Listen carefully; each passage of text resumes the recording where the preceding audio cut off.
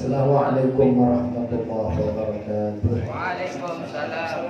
Bismillahirrahmanirrahim. Alhamdulillahirabbil alamin.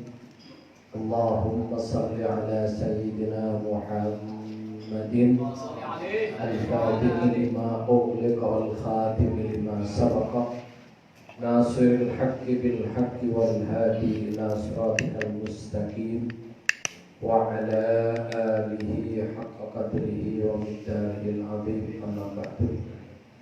Usikum wa nafsi bi taqwallah faqad fazal muttaqun.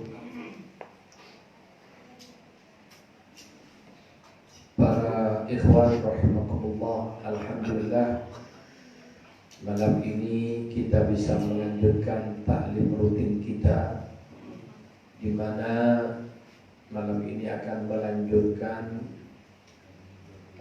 manaqib atau biografi guru kita Syekh Ahmad bin Muhammad At-Tijani radhiyallahu anhu. Pada pertemuan yang lalu sudah dibahas tentang nasab beliau, yang mana nasab beliau dari ayahandanya adalah Al-Hasani, yaitu turunan Rasulullah SAW, cucu Rasulullah dari Al-Hasan, sehingga dikenal dengan Al-Hasani. Kemudian beliau dalam usia yang relatif muda, baru umur 7 tahun sudah hafal Quran dengan sempurna. Kemudian dia belajar berbagai disiplin ilmu. Pada usia 16 tahun beliau sudah menguasai berbagai macam disiplin ilmu, sehingga bisa menjawab semua pertanyaan dan juga sudah mampu berfatwa. Artinya kedudukan keilmuan beliau sudah pada titik di mana seseorang diperbolehkan atau punya hak untuk berfatwa dengan bekal pengetahuannya. Kalau saat ini dikenal dengan istilah mufti, orang yang punya hak untuk berfatwa dalam umur 16 tahun. Kemudian beliau sejak itu dia tetap aktif, di mana pada umur 16 tahun beliau ditinggalkan oleh kedua orang tua beliau yang wafat karena wabah. Kemudian sampai umur 21 tahun beliau pindah dari Aljazair, Ain Madi itu masuk negara, wilayah negara Aljazair. Kemudian beliau imigrasi, pindah negara ke Maroko yang dikenal oleh orang Arab dengan sebutan Maghrib. Jadi Maghrib itu artinya tempat terbenamnya matahari.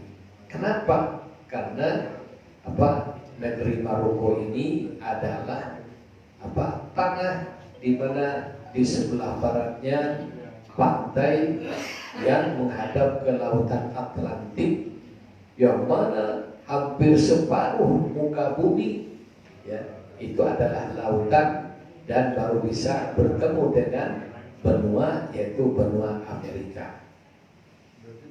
Jadi beliau ini ada tinggal di paling baratnya Afrika, di satu negara namanya Maghrib.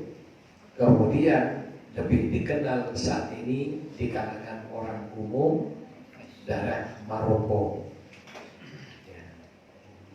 di satu kota yang namanya Fes. Perlu kita ketahui bersama, Afrika Barat khususnya Maroko ini adalah gudangnya para aulia. Jadi bukan hanya gudang ulama, gudang aulia, ulama yang aulia. Dan banyak pendiri thariqah itu berasal dari negara Maroko. Termasuk diantaranya Syekh Abdul Hasan Asyadili itu adalah di Maroko, orang Maroko. Termasuk juga yang Syekh Jazuli itu yang menyusun kitab sholawat yang bernama Dalailul Khairat. Selawat Dalailul Khairat ini ditulis oleh Imam Jazuli. Imam Jazuli itu adalah juga orang Maroko. Kemudian banyak wali-wali yang besar, wali yang lain. Sampai dengan saat ini negara Maroko dikenal dengan godanya para aulia. Sampai dengan saat ini. Kemudian kenapa Syekh kok pindah ke Maroko? Wabil khusus ke kota Fes. Karena di kota Fes ini ada satu, di kota Fes ini ada bisyarah dari Nabi. Jadi 12 abad sebelum Syekh pindah. Kemudian juga sebelum terbentuk kota Maroko, ya, kota Fes itu belum ada. Nabi sudah memberi kabar. Ya. Nabi memberi kabar di mana beliau menyatakan satakunu bil maghribi madinatun. Nanti di Maghrib, ya, negara tempat terbenamnya matahari, ya, dikenal dengan Maghrib, ya. Akan ada satu Madinah, satu kota, yuqalu laha Fas, yang dikenal dengan sebutan kota Fas. Sekarang dengan logat bahasa Inggris dipanggil dengan sebutan Fes. Aqwamu ahlil maghribi qiblah. Jadi penduduk negara Maghrib ini benar-benar kuat dalam melaksanakan ibadah sholat. Ahlul qiblah. Wa aktsaruhum shalat. Penduduknya paling banyak sholat. Jadi kalau kita walaupun Islam penduduknya paling banyak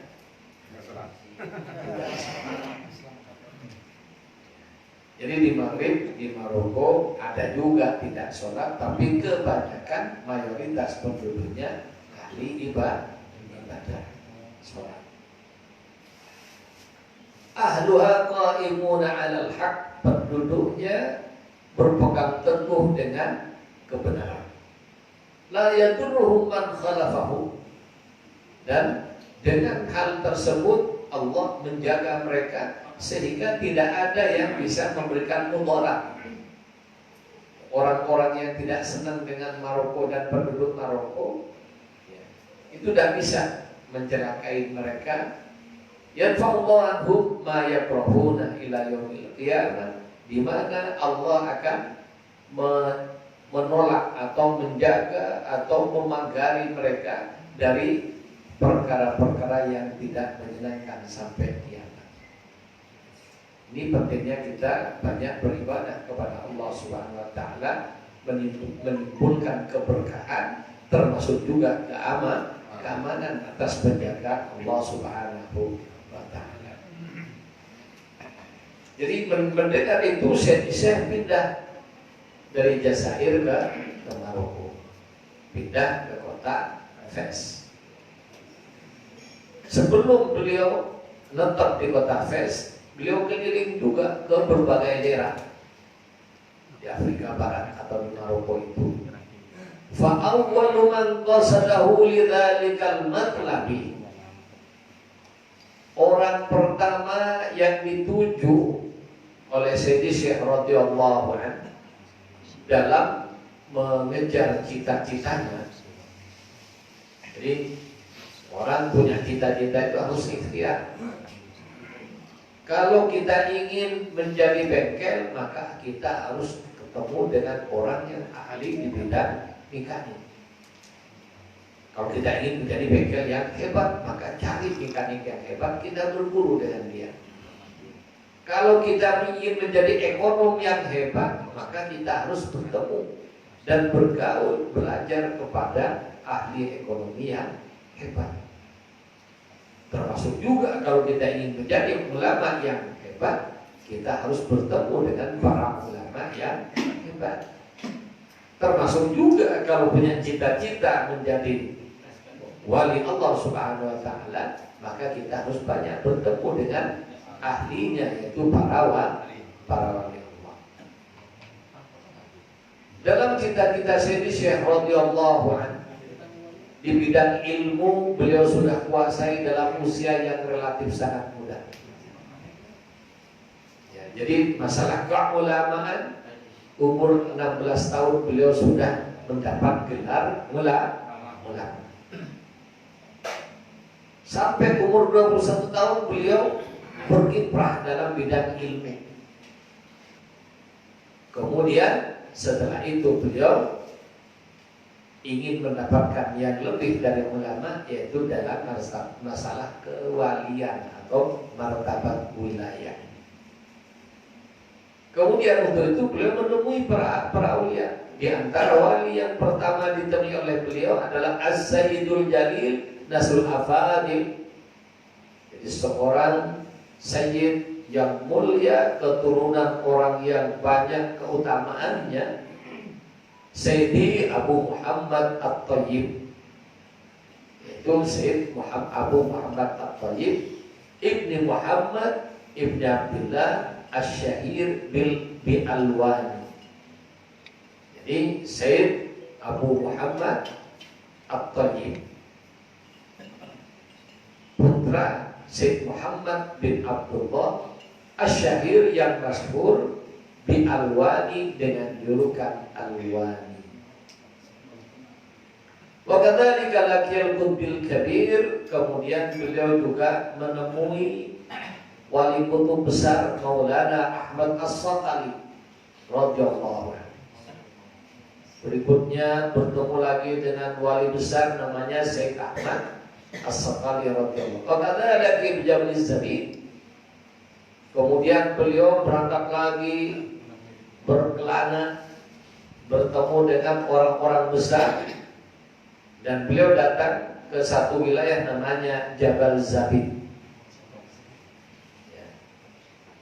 Sayyidi Muhammad Al-Wanjani, dan beliau menemui seorang wali namanya Sayyid Muhammad Al-Wanjani. Alladzi qala lahu, yang mana beliau mengatakan kepada Sayyidi Syekh, qabla ayyatakallamahu bi syai', sebelum ketika ketemu, sebelum ngomong apapun, wali ini begitu ketemu Sayyidi Syekh langsung menyatakan, la budda an tudrika maqam asy-syahid. La budda an tudrika maqam asy-syahid. Tidak boleh tidak. Kamu sudah kamu akan mendapatkan, meraih makom yang dicapai oleh Asy-Syadzali, yaitu Syekh Abdul Hasan Asy-Syadzali. Ini belum apa-apa. Yang ngomong wali, yang ngomong ahlinya. Kalau sekarang ini kan banyak masyarakat ngasih gelar kepada orang karpe dewe, yang ngasih gelar bukan wali. Dan tidak ngerti dengan martabat kewalian, sudah ngomong dia ini wali. Ditanya apa? Bisa terbang. Kalau hanya bisa terbang, ini belet bisa. Ya.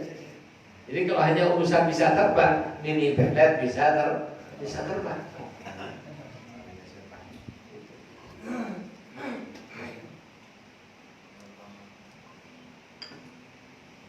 Kemudian ada lagi, bahkan ini ngomong ke saya, pamitan, ada ikhwan pamitan pada saya, telepon, Yai, mohon izin, mau kemana? Mau ketemu orang di mana? Di Probolinggo.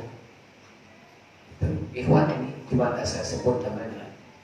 ya, menjaga rahasia apa katanya ya, kode etik jurnalistik. Itu pas belum ditangkap itu siapa sih yang di Probolinggo? Ya, siapa namanya? Raden Kanjeng Dimas gitu. Ya mau ketemu dia cerita kepada saya, wah ngatur bukan cerita. Oh ini banyak duitnya begini sampai saya dikirimin. Ya, saya dikirimin fotonya Kanjeng Dimas dengan kegiatannya. Ya di situ dia ada video, ada tumpukan duit ya, sampai kan gunung 100 ribuan. Kemudian di sekelilingnya muridnya baca salawat tapi tidak pakai baju. Saya kirimin, ini fotonya. Ikhwan yang minta izin ke saya. Ya. Kemudian ya tidak apa-apa, tapi setelah itu saya tidak boleh datang ke Zawiyah lagi.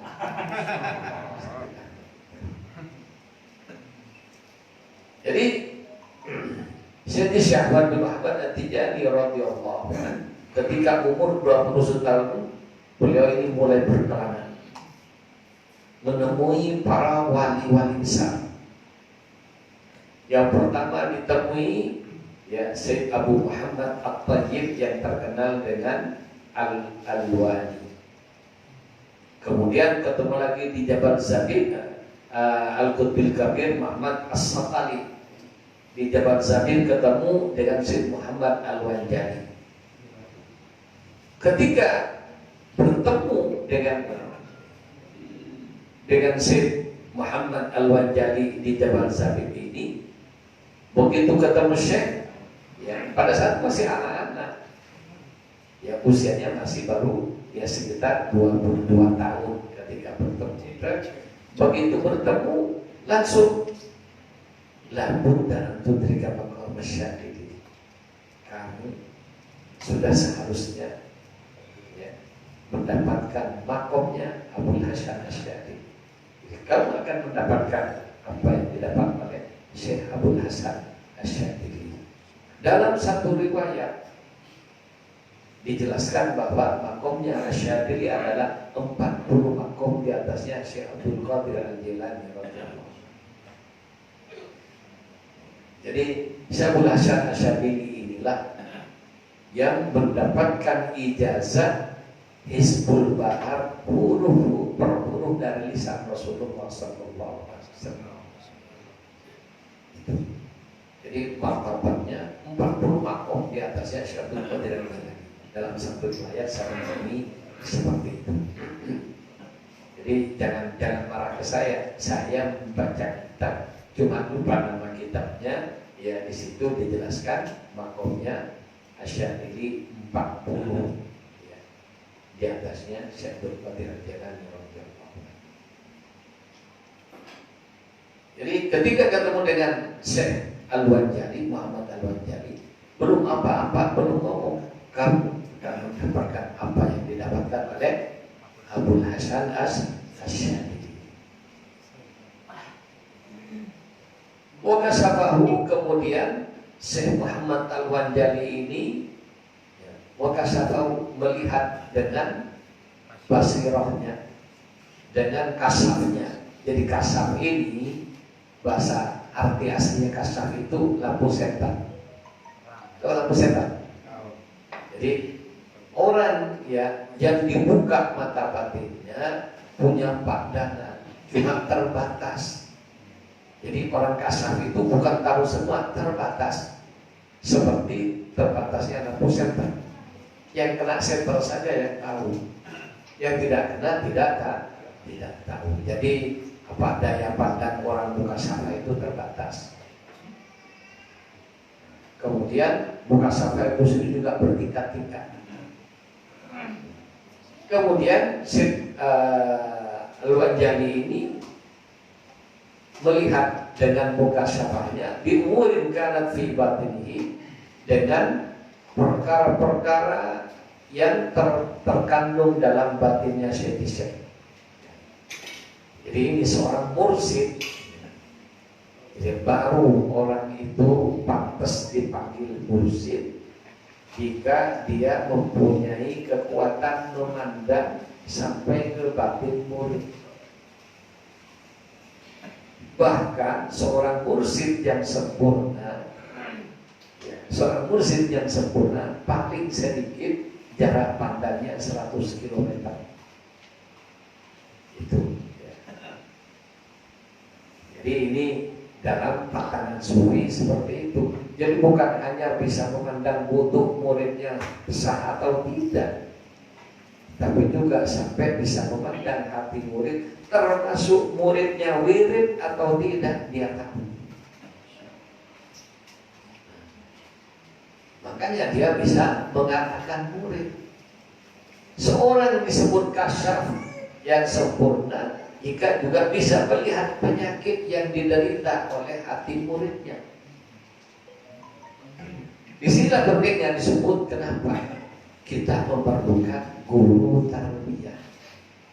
Guru tarbiyah ini harus kasyaf. Guru tarbiyah itu harus tahu dengan hati murid dan juga tahu dengan penyakit-penyakitnya dan tahu obatnya. Baru dia guru tarbiyah.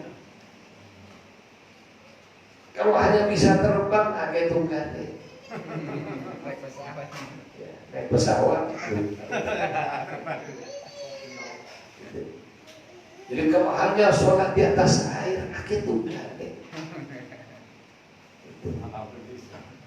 Jadi seorang wali Allah itu bukan itu domainnya, itu hanya hiasan kembangannya wali, di mana seorang wali tidak wajib punya seperti itu, tidak wajib bisa terbang, tidak.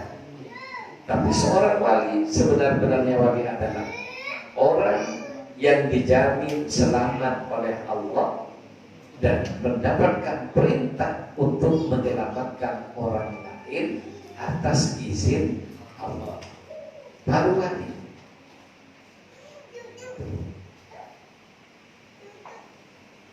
Jadi Syed Muhammad Al-Wanjali ini tahu dengan apa yang ada di batin Syekh Allah. Sehingga karena tahu, dia sudah melihat martabat Syekh yang sangat tinggi, belum apa-apa sudah tinggi duluan. Kenapa? Ya memang orang diberi oleh Allah dan dipilih oleh Allah, dia sudah diberi semua yang dibutuhkan. Jadi orang akan jadi jenderal, ya, perwira tinggi tahu siapa yang akan mencapai puncak dari ini ada mahasiswa akademi militer. Dari situ akan lulus menjadi perwira menengah dan seterusnya. Tapi naluri seorang kepala militer dan juga seorang guru militer tahu di antara murid ini nanti akan sukses sampai jenderal itu. Seorang guru militer tahu. Demikian juga seorang wali melihat orang-orang yang datang kepadanya, tahu ini akan menjadi wali, dan juga tahu martabat terakhir sampai di mana dia tahu. Makanya kalau guru tarbiyah hanya bisa mengantar murid sampai menjadi wali. Akan tetapi guru tarbiyah bisa mengantar murid dan tahu sampai di mana batas akhir pangkat yang akan bisa diraih oleh murid tersebut. Kenapa? Ya seperti ahli, yang orang yang ahli di bidang perhatian.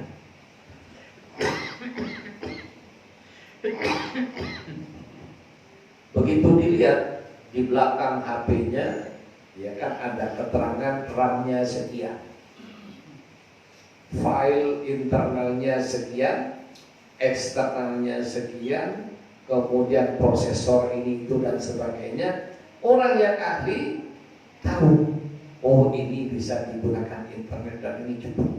Kalau ini lemot, kenapa? Tahu dengan perkakas dalamnya itu HP dan kemampuannya sampai di mana. Kalau kita sudah HP-nya sudah jadul, memorinya sudah habis, masih dicoba diinstal bolak-balik. Ujungnya setelah diinstal harus dihapus instalan yang lain. Betul atau tidak? Kenapa? Tidak bisa masuk. Kenapa? Tidak muat.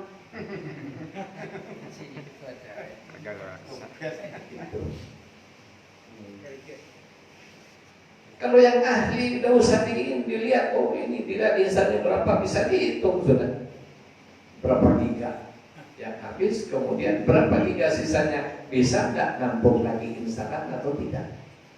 Nah, kalau tidak, ya tidak bisa Pak, ini hanya sekian memorinya, tidak bisa. Ini kalau yang ahli. Demikian juga ya para wali yang mempunyai martabat guru tarbiyah sudah tahu kapasitas calon muridnya dan tahu martabat yang bisa dicapai. Jelas? Ya, ini Syekh Muhammad Al-Wanjali tahu dengan kapasitasnya Syekh. Waduh, ini filenya gede, RAM-nya gede, prosesornya istimewa. Itu. Makanya baru ketemu sudah terlihat dengan kasarnya apa yang ada pada Indonesia. Oh, ente ini ntar lagi udah mendapatkan makomnya Syarif.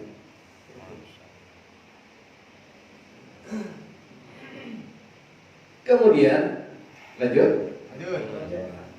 Enggak, kalau kantuk berhenti aja enggak apa-apa.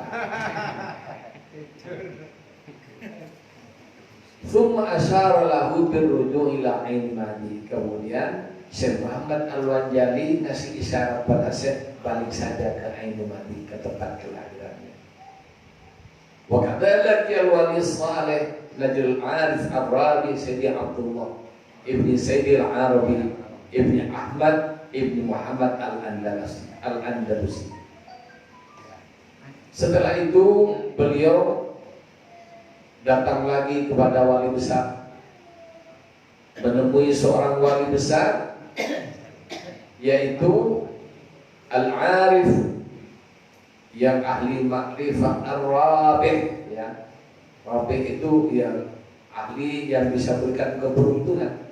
Sayyidi Abdullah bin Sayyidi Al-Arabi bin Muhammad Al-Andalusi. Jadi Sayyid Abdullah Al-Andalusi. Fadzakarahu fi umurihi. Kemudian dia pun juga ya, menjelaskan tentang apa yang dipunyai oleh Sayyid Syekh radhiyallahu anhu. Wa kana akhiru maftarqa alaihi ila an qala. Sampai ketika mau berpisah, Sayyid Syekh pamitan, beliau bilang kepada Sayyid Syekh, Allah ya'khudhu biyadik, Allah ya'khudhu biyadik, Allahu ya'khudhu biyadik. Jadi orang wali itu ngomongnya agak banyak, tapi walaupun kalimatnya pendek, penuh dengan makna. Contohnya Allah ya'khudhu biyadik, Allah yang membimbing kamu. Allah ya'khudhu biyadik, Allah yang membimbing kamu. Dan itu diulang 3 kali. Kemudian wa mimman laqiyahu radhiyallahu anhu, dan di antara orang-orang yang dijumpai oleh radhiyallahu anhu Sayyidi Abu Abbas Ahmad At-Tawasi falaqadahu dzikra. Juga di antara orang yang ditemui oleh Sayyid Syekh namanya Sayyid Abu Abbas Ahmad At-Tawasi. Falaqadahu dzikra, dan Sayyid Abu Abbas Ahmad At-Tawasi ini menalkinkan, mengijazahkan kepada Syekh zikir. Maksudnya zikir tariqah, tariqatul auliya. Wa qala lahu ilzamil khalwat wal wahdata wal dzikra hatta yaftah Allahu alaik. Kata Syekh Abu Abbas Ahmad At-Tawasi ini memberikan, setelah ngasih zikir kepada Syekh dan menyatakan kepada Syekh ilzamil khalwat. Jadi melazimkan, biasakan khalwat, menyendiri, wal wahdah, dan menyendiri. Khalwat itu menyembunyikan diri dari orang banyak. Dan ada kaifiat khalwat, di antara kamar kalau digunakan untuk khalwat tidak boleh tertembus oleh sinar matahari. Itu ada kaifiat-kaifiatnya. Tapi para ikhwat tijani tidak diwajibkan khalwat. Kenapa? Yang khalwat sudah set, muridnya tidak perlu repot-repot. Karena ikhwat tijani ini ikhwan akhir zaman. Itu. Lo kalau udah jualan es dawet khalwat gimana? Jualan. Capek deh. Nah itu. Makanya tahu kayak zaman terus khalwat. Tidak selesai jahitan. Jadi ke jalan.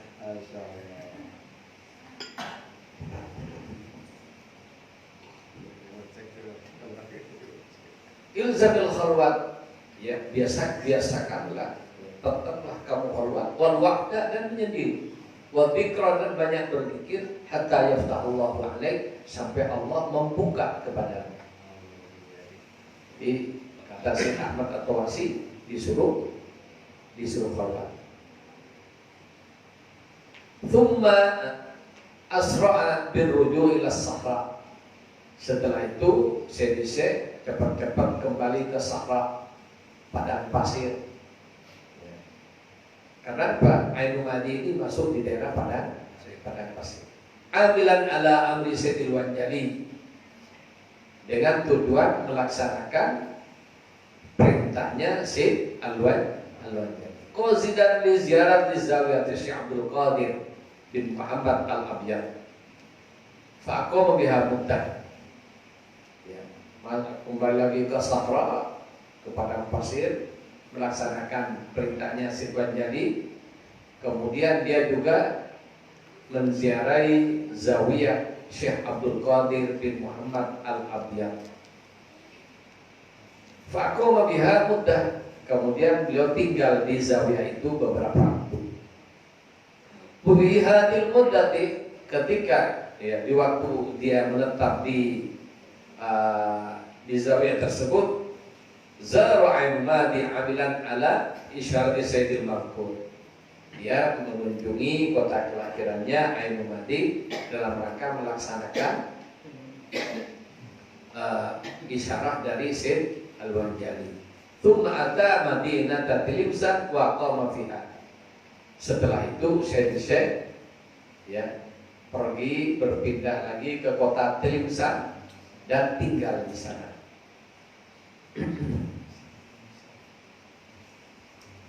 Wa kana dzalika fi sanati 81 wa 200 wa alfin min hijratil Muhammadiyah.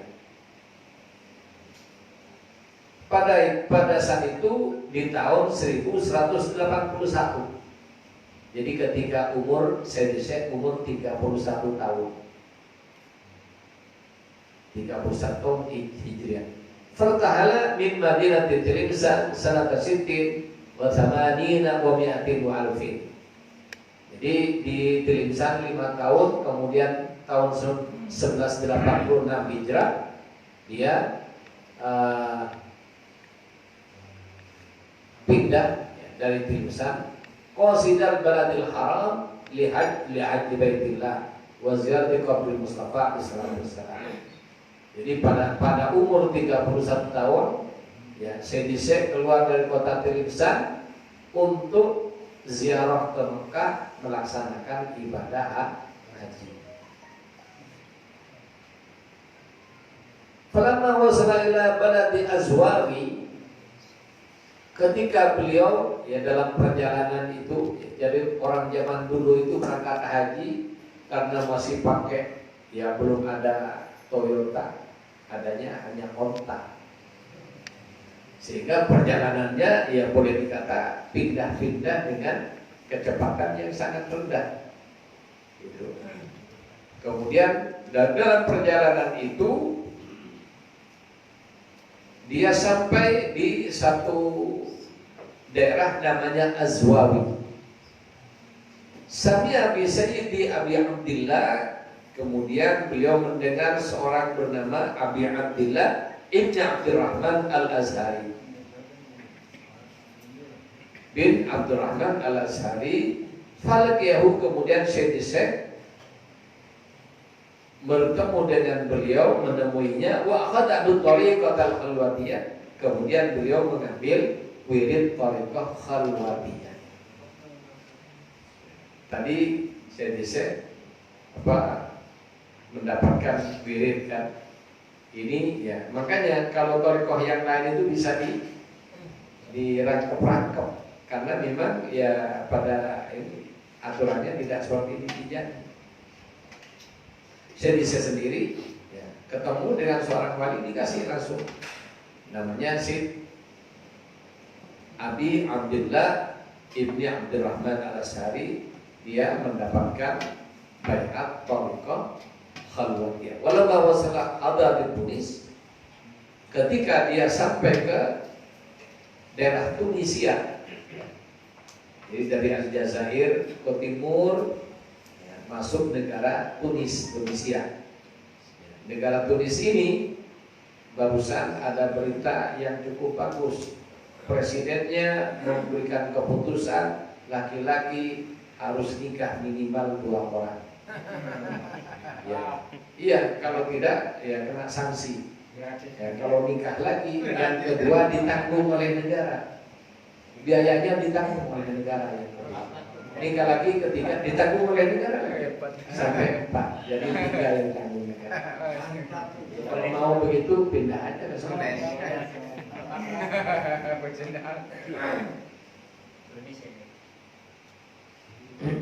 Di Tunisia. Aku mabiha. Kemudian Syekh di Tunis itu tinggal Wabi Susa di satu daerah namanya Susa. Ya, bukan Susa bahasa Arab, bahasa Indonesia. Namanya itu daerah Susa. Sanatan kamilah, sepanjang 1 tahun penuh. Jadi berangkat haji itu bukan langsung pulang, enggak, pindah-pindah, diam lagi sekian bulan, dan ini sampai setahun saya di situ. Wafiyah dan mudati, ketika itu, ya, ketika dia menetap di Susah tersebut, lagi Syekh Abdus Samad Ar-Rahawi. Beliau bertemu dengan Syekh Abdus Samad Ar-Rahawi, ahadul talami di Qutbil Kalbalah. Yang mana Syekh Abdus Samad Ar-Rahawi ini salah satu murid wali kutub di daerah tersebut. Fatalaba minhu ayyuwassilahu ilal qutbil jalil. Kemudian Syekh minta agar supaya disambungkan, ya, dipertemukan dengan guru tersebut. Fatadaralahu, akan tetapi beliau tidak bisa bertemu. Bi'annahu lam ya'tan bi ahadin fi mulaqatihi illa afradu arba' wa huwa minhu. Ini. Jadi dari wali itu ada yang tidak boleh ketemu siapapun. Ini salah satunya. Jadi wali kutub di situ dia mendapatkan tugas rohani, tapi tidak boleh ketemu dengan orang. Yang boleh menemuinya hanya 4 orang wali afrad dari murid-muridnya, 4 orang aja yang boleh ketemu. Kebetulan ya Syekh Abdus Samad Ar-Rahawi ini adalah orang yang boleh ketemu. Faba'atha Sayyidina Abul Faid Tijani hina idin lil qutbil al-mahbuban, ya, lil qutbil mahbub. Kemudian Syekh mengutus salah satu murid tersebut untuk menemui wali kutub tersebut yang ini. Dhahaba ma'a Syekh Abdus Samad Al-Mazkur, kemudian berangkat bersama Syekh Muhammad Abdus Samad Ar-Rahawi. Fataqabbalahul qutbah, fataqabbalahul qutbu qabulan hasanan. Kemudian wali kutub tersebut menerimanya dengan penerimaan yang baik. Wa qala al-mahbub arsal al-mahbuba bisyaratan wa isyaratan rabbaniyah. Ya, kekasih mengutus kekasih. Ya. Jadi karena memang mereka itu sibuk pikir, sibuk hatinya bertawajjuh kepada Allah dan banyak ngomong dalam urusan apapun. Ya. Kemudian dia hanya ngomong dengan bahasa isyarat. Kekasih mengutus kekasih. Artinya sama-sama yang diutus dengan yang diutus sama-sama kekasih Allah Subhanahu wa ta'ala. Bisyarah ini kabar gembira. Wa isyarat ar-rabbani, dan ini adalah isyarat dari Allah Subhanahu wa ta'ala. Allahumma syurna fi zumrati abil faidi tijani wa amidana bimadadi khatmil awliya'il kitmani. Thumma tahayya radiyallahu anhu lissafar li Misr al-Qahira aziman ala mulaqati syekh Sayyidi Mahmud al-Kurdi fawasalahu ma'as salamati wal afiyah. فلما وصل عليه رضي الله عنه أول ملاقاته قال له أنت محبوب عند الله في الدنيا والآخرة. قال له سيدنا رضي الله عنه من أين لك هذا؟ قال له من الله. ثم قال له بعد أيام قامت له قال القطبانية العظمى. قال لك أكثر منها. ثم تهيأ رضي الله عنه للسفر إلى الحج. فلما وصل مكة المشرفة في شوال سنة 87 و100 وألف من الهجرة سمع بسيد الإمام أبي العباس سيدي محمد بن عبد الله الهندي وأخذ عنه علوما وأسرارا وحكما وأنوارا وذلك من غير ملاقاة له إنما كان يراسله مع خادمه لأنه لم يكن له إذن في ملاقاة أحد بالكلية وقال له بالكتابة أنت وارث علمي وأسراري ومواهبي وأنواري وأخبره بأنه لا بد له في بلوغ مقام الشيخ أبي الحسن الشاذلي رضي الله عنه. ولما قضى نسكه وكمل حجه المبرور وسعيه المشكور ارتحل للمدينة المنورة لزيارة النبي المبرور. ثم تهيأ رضي الله عنه للسفر لمصر القاهرة. Kemudian setelah itu Sayyidi Syekh bergegas untuk perjalanan menuju Mesir. Dari Tunis melintasi Libya baru sampai ke negara Mesir. Naik onta karena belum ada Toyota. Kijang belum ada. Makanya saya itu tidak senang naik kijang. Takut, misalnya kalau lapar itu nyari ini ada rumput di sawah, di sawah. Apalagi kuda, bahaya lagi loncat.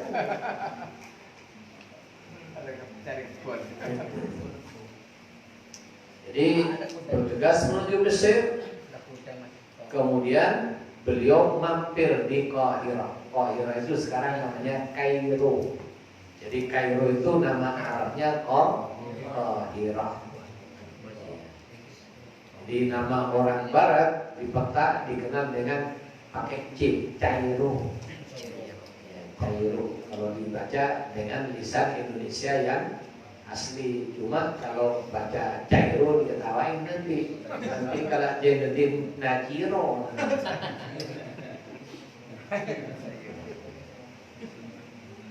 Jadi Qahirah atau Kairo. Kemudian di situ Sayyidi Syekh aziman, jadi bermaksud kuat, niat yang kuat. Jadi kalau niat langsung dilaksanakan saat itu juga, namanya nih. Kalau bermaksud masih untuk waktu yang akan datang, namanya azam. Saya berazam. Jadi niat langsung, kalau azam untuk waktu yang akan datang. Ke Kairo untuk ketemu dengan Syekh Sayyidi Mahmud Al-Kurdi. Fawasalahu ma'assalamatu wal afiyah. Kemudian beliau sampai dengan selamat dan penuh sehat-sehat walafiat. Falamma wasala alaih radhiyallahu an, ketika sampai ke Mesir dan ketemu ya Syed Mahmud Al-Kurdi di Kairo, awal malaqatihi qal, pertemuan pertama Syed Mahmud Al-Kurdi langsung nyebut, mengatakan kepada Syekh, anta mahbubun indallah fid dunya wal akhirah, kamu kekasih Allah dunia dan akhirat. Qala lahu sayyidina radhiyallahu anhu, min aina laka hada? Syekh tanya kepada Syekh Mahmud Al-Kurdi, dari mana sampean ngomong begini? Ini dasarnya. Min aina laka hada? Dari mana sampean kok bilang-bilang kamu kekasih Allah dunia akhirat? Tahu dari mana?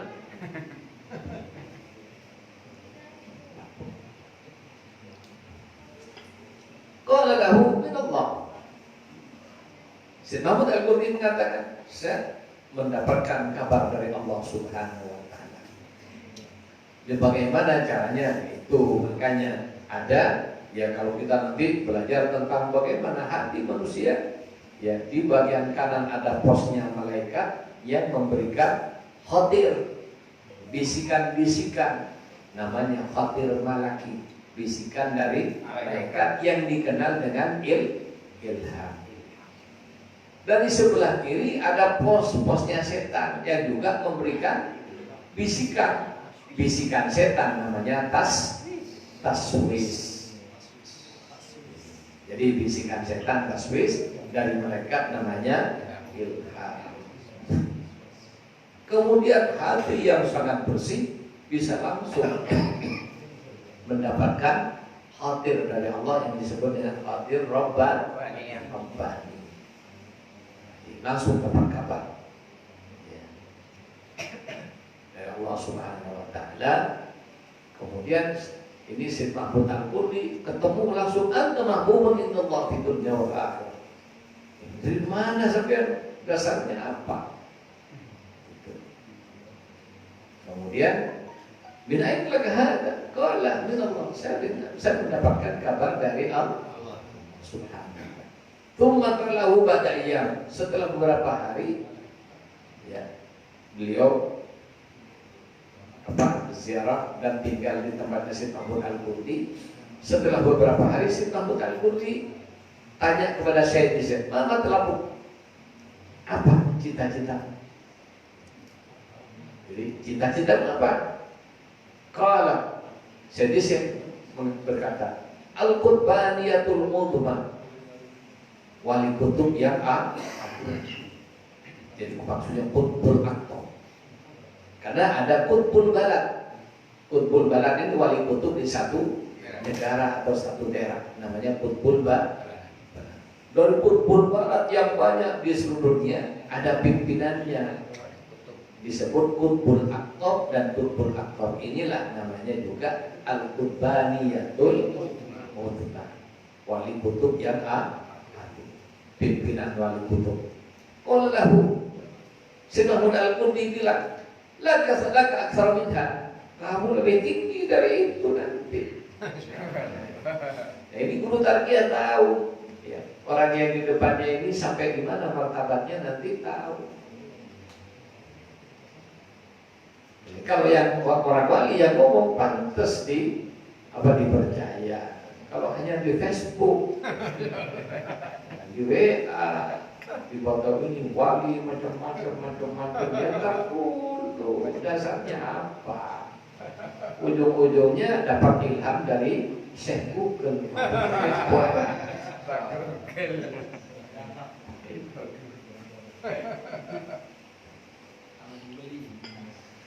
Jadi kalau saya mobil tak bisa dijadikan hujah.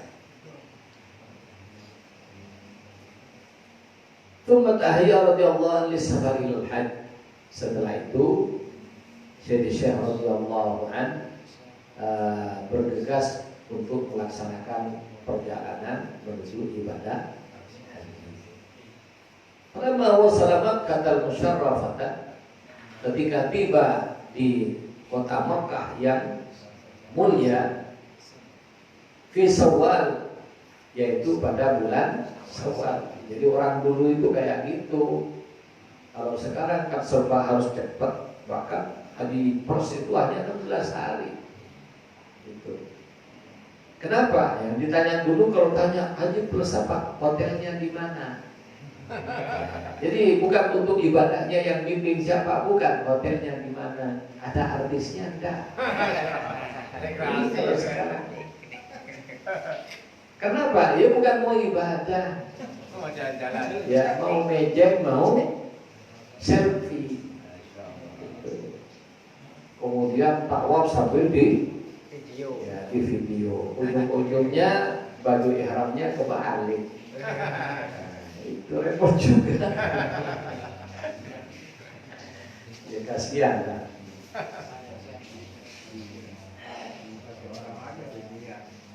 Jadi saya sampai di kota Makkah pada bulan Syawal. Jadi Syawal, Dzulqa'dah, Dzulhijjah. Jadi di Mekah itu lama. Jadi orang dulu kayak gitu. Mbah saya itu almarhum ya Kiai Haji Basuni namanya, mbah saya Kiai Ahmad Basuni. Itu di salah satu kitabnya ada secari kertas catatan.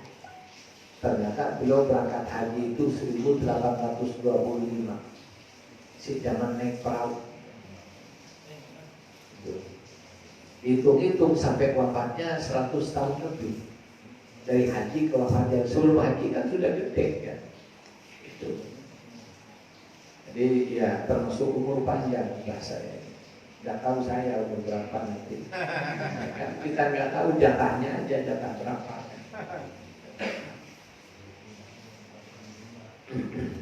Jadi Syekh sampai di kota Mekah pada bulan Syawal sanata sab'in wa thamanina wa mi'atin wa alfin 1187. Jadi ketika beliau umur 37 tahun ya, haji beliau umur 37 tahun. Kemudian Sami'a bi Syekhil Imam Abil Abbas Sayyidi Muhammad Ibn Abdillah Al-Hindi. Jadi saya mendengar ada wali namanya Abul Abbas Sayyidi Muhammad, ya nama aslinya Muhammad, julukannya Abul Abbas Ibn Abdullah Al-Hindi. Ya, jadi seorang wali besar keturunan India. Jadi kelahiran India. Wa hadanahu uluman wa asraran wa hikman wa anwar. Di mana Syekh mengambil darinya uluman berbagai macam ilmu. Wa asraran dan asrar. Jadi asrar ini pengetahuan tentang rahasia. Itu tentang kekuatan wahid dan macam-macamnya. Kemudian wa hikman dan hikmah, wa anwaran dan cahaya-cahaya. Wa dzalika min ghairi mulaqatillah. Dan itu terjadi tanpa melalui pertemuan. Innama kana yurasiluhu ma'khali. Di mana pertemuannya hanya melalui surat menyurat, melalui hotelnya. Jadi surat menyurat tak ketemu, hanya surat menyurat, tapi ya surat menyuratnya bermutu. Kalau kita kan surat menyurat sampai depan, ujung-ujungnya marah-marahan, satu minta keluar dari grup. Nah ini.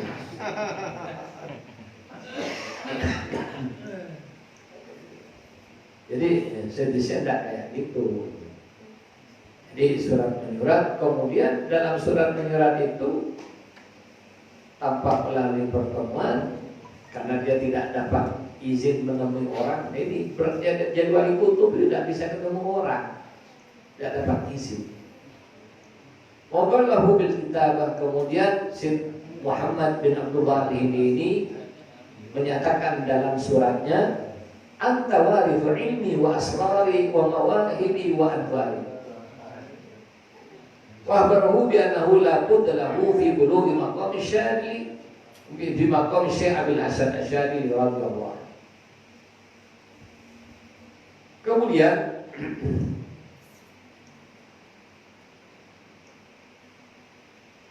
melalui surat menyurat itu Syed Muhammad Al-Hindi ini menyatakan anta warithu ilmi, kamu pewaris ilmuku. Jadi ilmu itu bisa langsung di Bluetooth ya, karena kalau pertemanan atau jarak pendek itu belum Bluetooth. Kata Kemah tuh almarhum beli Bluetooth. Saya ingat aja sama almarhum Kemah itu kan sekamar sama saya di Maroko. Jadi kalau sudah Niki sampai kirim Bluetooth karena lucu dia. Ini berhebat rahmatullah. Jadi langsung beliau menyatakan anta warithu ilmi, kamu pewaris ilmu. Jadi ilmu diwariskan dari guru kepada murid atau dari seorang dengan orang lain ya, yang memang dapat warasah. Wasrori dan asror. Jadi ilmu asror diwariskan juga semua. Wa mawahibi dan kewibawaanku. Ya, wibawa dia diwariskan. Jadi orang kalau tidak punya wibawa, ngomong tidak jadi perhatian, ngomong dicuekin orang. Tapi orang kalau punya wibawa, belum ngomong orang sudah tunduk duluan. Ya, kenapa pemimpin harus punya wibawa? Kenapa? Kalau tidak punya wibawa, gimana orang mau tunduk? Tapi orang yang dengan wibawanya, gini aja orang sudah diam. Siap. Jadi orang yang punya wibawa itu menghadapi orang ibaratkan piring yang di depannya menjadi piring yang tenaga dan siap terima apa saja yang akan diletakkan. Itu kalau orang punya wibawa kayak gitu. Kalau orang tidak punya sudah teriak-teriak dia, ujung-ujungnya diketawain. Paksaan jiwa cepat. Apalagi suaranya pas pergi. Diam. Ada. Makanya ya, untuk ngajar untuk apa itu harus punya wibawa. Kalau tidak punya wibawa diketawain sama muridnya.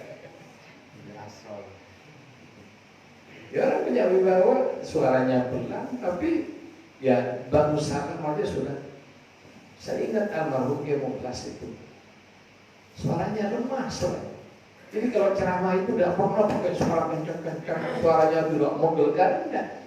Suaranya Assalamualaikum warahmatullahi wabarakatuh. Jadi, tapi ya subhanallah, dengan wibawanya dan mahabbahnya, dengan ngomong kayak gitu, orang-orang yang tadinya sudah gelisah mau pulang, bahkan sudah pulang balik lagi dengan suara beliau. Bahkan saya nyaksikan sendiri ketika baru jadi Ikhwan Tijani tahun 86 dulu, diundang ke Jember. Karena tempatnya, ya beliau tidak tahu tempatnya, bawa mobil sendiri sempat nyasar sehingga telat datang ke tempat acara.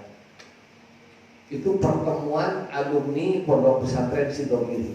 Yang kebanyakan yang hadir itu kiai-kiai dan banyak orator-orator hebat yang hadir. Ya karena undangan utamanya belum datang, diisi dulu sama ya kiai-kiai yang hebat-hebat orasinya.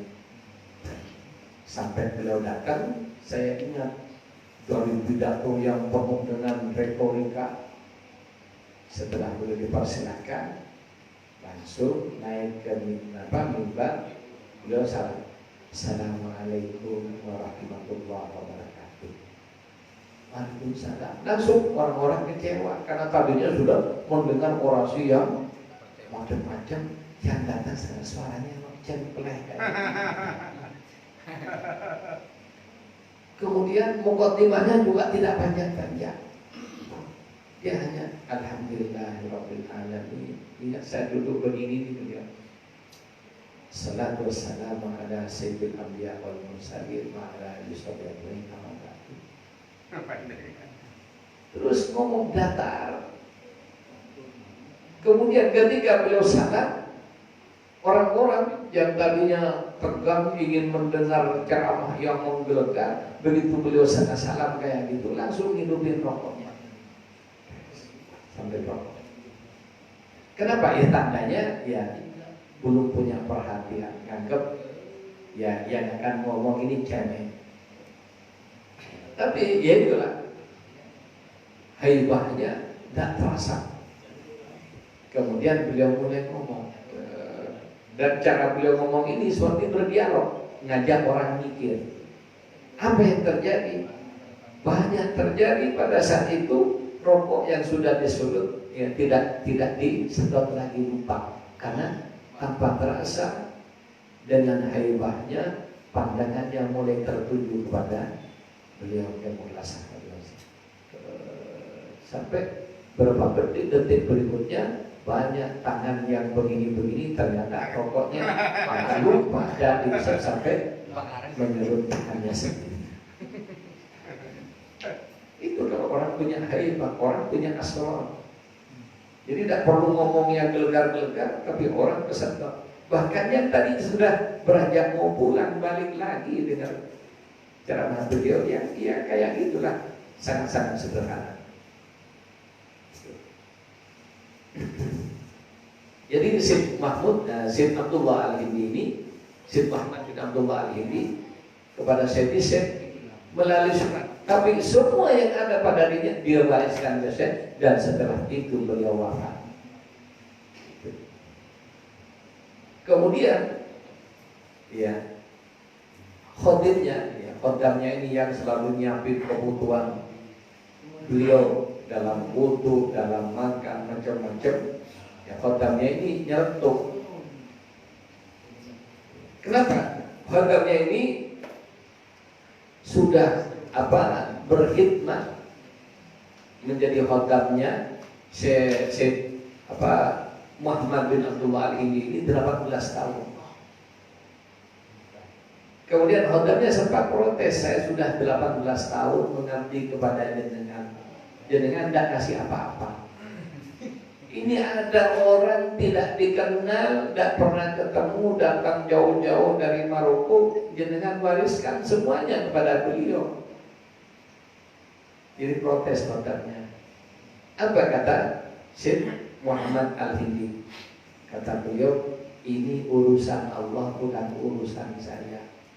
Andai saya bisa milih, tidak saya kasihkan kamu, tak kasihkan anak saya. Tapi ini amrullah, urusan Allah. Saya dapat perintah untuk mewariskan semuanya kepada dia, maka aku lakukan. Kenapa? Itu juga titipan, bukan punya saya.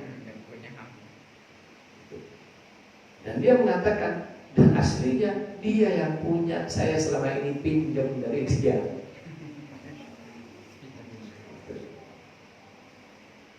Kemudian lebih jauh lagi, Syekh Muhammad Al-Hindi ini mengabarkan juga bi'annahu la budda lahu fi bulughi maqamiha maqam Syekh Abil Hasan Asy-Syadzili radhiyallahu anhu. Memberitahu kepada Syekh pada saat itu sudah mencapai maqamnya Syekh Abil Hasan Asy-Syadzili. Walamma qada nusukahu wa kammala hajjahul mabrur, ketika dia sudah melaksanakan ibadah hajinya yang mabrur, wasa'yahul masykur, dan sa'inya yang penuh dengan rasa syukur, irtahla lil Madinatil Munawwarah. Kemudian beliau berangkat menuju Madinah Al-Munawwarah di ziarah Nabi Al-Mabrur untuk mengunjungi Nabi Muhammad sallallahu alaihi wasallam. Falamma balagha li Madinatir Rasul, ketika beliau sampai di kota Madinah, di kota Nabi, dakhala bi haibatin wa waqarin wa idhamin wa ikbarin. Maka beliau masuk ke dalam kota Madinah dengan haibah, ya, penuh, ya, rasa penghormatan, pengagungan, dan ya, hati yang benar-benar mengagumi kota Madinah sebagai kota Nabi. Selama pada ziarah tahu, setelah selesai ziarah kepada Nabi, iltafata ila malaqatil qutbil kabir asyair bis-saman radhiyallahu anhu. Kemudian Syekh menyempatkan diri ketemu dengan wali kutub besar masyhur yang disebut dengan Syekh As-Samman. Jadi As-Samman ini, Sammannya itu salah satu thariqah. Ya, thariqah sama. Yang sampai dengan saat ini banyak pengamalnya di Banjarmasin banyak. Ya, di Banjarmasin guru sekupul sama dia ya. Ya, jadi thariqahnya Syekh As-Samman. Falamma laqahu ahbaru bi hadhihi wa ma yaqulu ilayhi fi aqibati mali. Ketika Syekh bertemu dengan Syekh As-Samman, maka beliau beritahu apa yang ada pada Syekh dan kedepannya juga bagaimana. Wah, baru biar al-qutbul jami, dan Syekh As-Samman memberitahu bahwa Syekh adalah al-qutbul jami, wali kutub yang menjadi pengumpul martabat kutbahnya. Jadi guru pun juga ada Syekhul Jami. Kalau guru itu ada guru taklim, ada guru tarbiyah, ada guru tarbiyah, ada syekh al-harfiyah, dan ya, yang menguasai semua macam-macam ini namanya Syekhul Jami. Wali kutub juga macam-macam, ya. Kemudian yang menguasai semuanya adalah al-qutbul jami. Waqala li Sayyidina radhiyallahu anhu, kemudian Syekh Samman menyatakan kepada Syekh, mengatakan, "Utruk masyita, silakan kamu minta apa yang kamu inginkan. Kamu ingin apa? Silakan." Fatalaba minhu umuran fasadahu ala dzalik. Kemudian Syekh yang minta kepada beliau beberapa perkara, dan Syekh Muhammad Abdurrahman As-Samman membantunya untuk mendapatkan itu semua. Tumma raja'a misl Qahirah li ziyarati Syekh Mahmud Al-Qutb. Kemudian Syekh setelah selesai itu, ya, kembali ke negaranya melalui Mesir, melalui Kairo, dan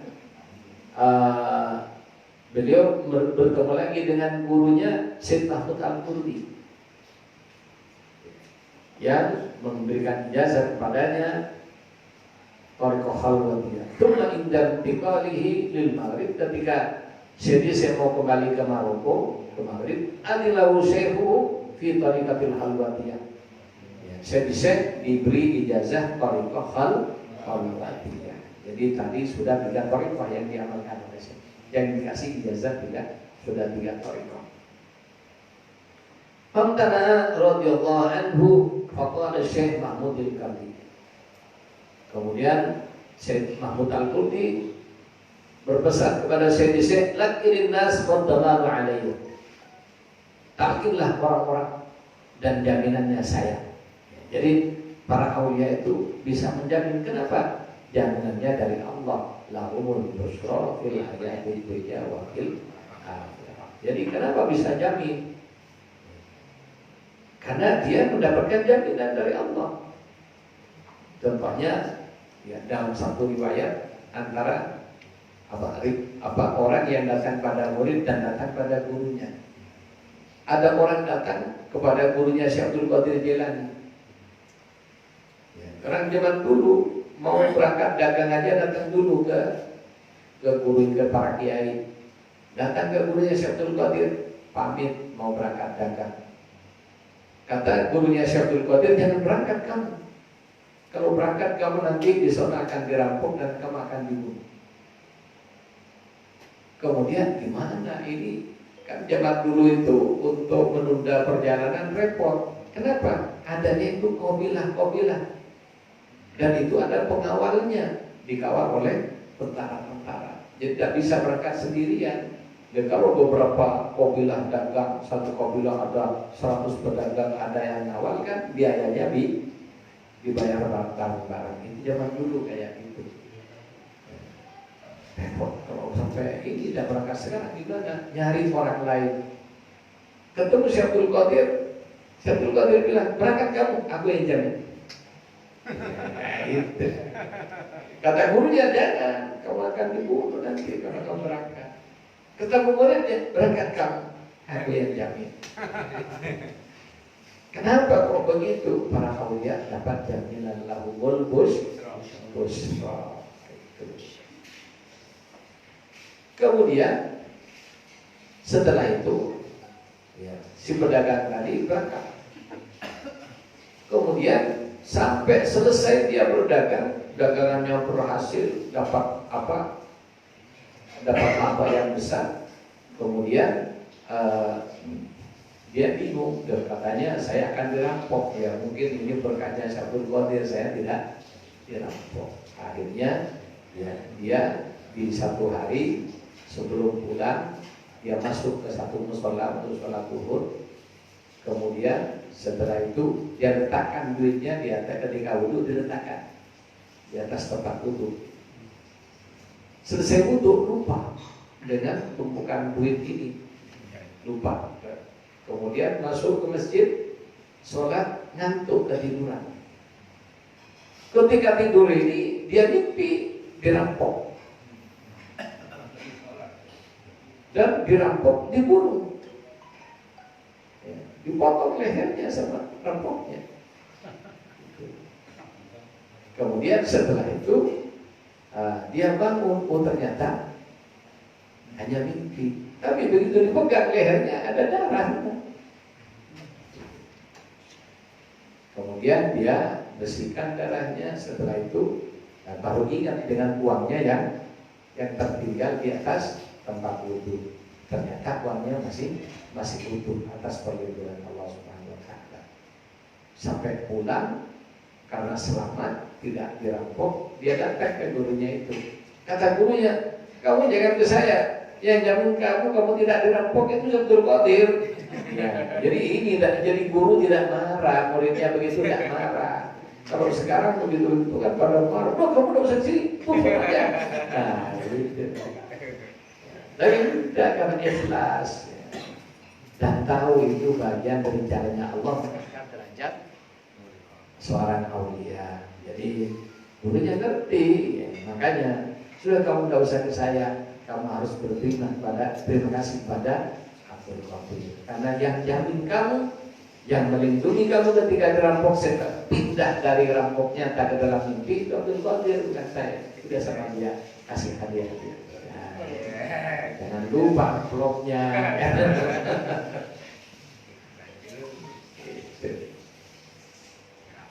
Jadi si Tahut Al-Qurti memberikan talqin wirid khalwatiyah, kemudian jaminan dan menjamin orang yang mengikuti ya kepadanya. Di pengikut khalwatiyah yang jamin si Tahut Al-Qurti. Nanti kalau yang dijamin bagaimana? Yang jamin Rasulullah. Ini bedanya. Ya. Saya kasih hormati kepada orang. Jaminannya Syekh Mahmud Al-Qurti. Ya, setelah datang ketemu Rasulullah, saya dapat takir mirip Thariqah Tijaniyah. Diperintah oleh Rasulullah. Jaminannya siapa? Rasulullah yang jamin. Enak mana? Dijamin Nabi atau jamin Nabi? Nabi.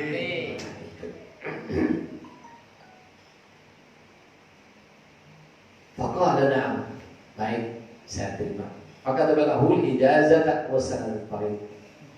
Kemudian Syekh Mahmud Al-Qurti menulis ijazahnya dan sanadnya dalam thariqah sampai kepada Rasulullah sallallahu alaihi wasallam. Radhiyallahu anhu bila tilsa. Setelah itu beliau kembali ke kota Tlemcen. Falamma wasala ilaiha wa aqama biha muddah. Setelah tiba di Tlemcen, tinggal di situ berapa lama? Wa tahana ila nahiyati Sahra sanata 96 wa 100 wa alfin. Kemudian dari Tlemcen dia pindah lagi ke Sahra, ke tengah Sahara pada tahun 1196. Jadi ketika umur beliau sampai umur 46 tahun, karena lahirnya 1150 Hijriah. Wa nazalat bi qaryati Syadada haitsu aqama biha muddah. Kemudian beliau masuk ke kota Syadada dan tinggal di situ beberapa lama. Tsumma takala minha ila qaryatil qutbil kabir Siti Abi Sambun. Dari Syadada beliau pindah lagi ke desa Qutbil Kabir Siti Abi Sambun. Jadi pindah ke desa Abu Sambun. Ya, orang sana menyebutnya Bu Sambun. Ya, jadi Abu Sambun. Tsumma safara ila bilati Aqwa di qasdi ziarah. Kemudian beliau mengadakan perjalanan ke daerah Aqwa dengan niat ziarah. Falaqiya ba'dil awliya. Kemudian bertemu dengan para wali di sebagian awliya di kota Aqwa. Wa akhadha anhu ba'dal umur khasah. Kemudian mengambil dari para aulia tersebut perkara-perkara khusus. Jadi ini orang yang punya cita-cita gede itu tidak bisa pas tidur saja ini. Jadi belajar menemui orang-orang gede dulu. Tsumma raja'a ila qaryati Sambun wa qama biha wastata. Kemudian balik ke kota Abu Sambun, ya, ke Korea, ya, desa Abu Sambun. Kemudian tinggal di situ. Istautan, ya, kata waton, ya, waton ini daerah atau negara atau wilayah. Istautan artinya tinggal di wilayah tersebut.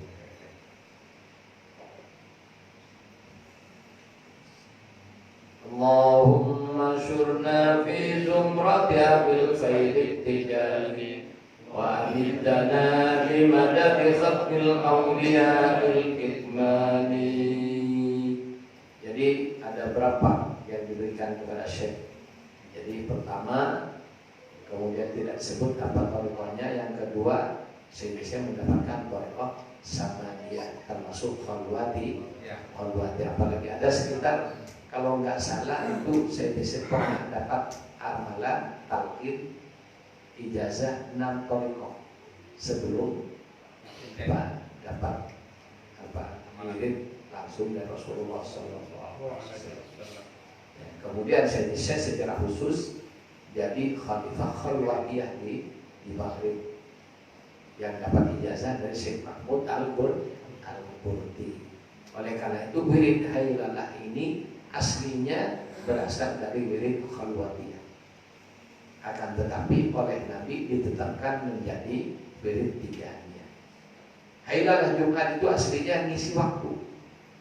Karena wirid thariqah aslinya hanya wirid lazim astagfirullah 100 selawat 100 la ilaha illallah 100. Ini wirid asli thariqah tijaniyah. Setelah itu ya, diberi oleh Rasulullah wadifah sebagai wirid ziarah. Dengan wadifah ini ikhwan tijani tiap hari ziarah ke Rasulullah. Dengan wadifah ikhwan tijani bermaulid, mengadakan maulid tiap hari. Yang mana maulidnya dihadiri Nabi langsung. Kenapa? Jawharatul Kamal 12 kali pada saat ke-7 sampai selesai Nabi bersama pembaca wadifah tidak pergi, kecuali setelah wadifah langsung minum. Langsung Nabi pergi kalau minum, langsung makan atau ngomong. Oleh karena itu habis wadifah ya, sebaiknya jangan langsung ngomong dulu. diam dulu, kemudian sadari Anda masih bersama Rasulullah SAW, jadi berlama-lama niatnya bersama Rasulullah SAW. Itu. Jadi setelah itu, kenapa kok ceritanya pas Jumat kumpul? Ya, saya bisa menemukan riwayat hadis tentang saat-saat istijabah yang ada pada Sayyidul Ayyam. Jadi dalam seminggu Sayyidul Ayyamnya adalah hari Jumat. Dalam hari Jumat ada waktu istijabah. Dari riwayat-riwayat tentang istijabah waktu di hari Jumat, ada yang mengatakan menjelang subuh, ada yang mengatakan ketika fajar, ada yang mengatakan antara adzan dan iqamat subuh, ada yang mengatakan ketika terbit matahari, ada yang mengatakan waktu duha, ada yang mengatakan antara khutbah pertama dan khutbah kedua.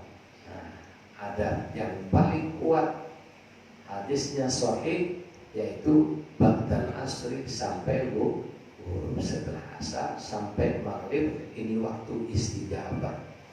Oleh karena itu diisilah dengan zikir. Tadinya baca zikirnya berdiri. Jadi ayalah itu tadinya berdiri. Jadi setelah itu oleh Nabi ditetapkan menjadi wirid thariqah Tijaniyah yang kita baca dengan cara duduk bersama dengan posisi hilqah memutar. Seperti itu ceritanya. Jadi ini para ikhwan rahimakumullah. Sebelum ditutup ada pertanyaan? Monggo yang mau tanya.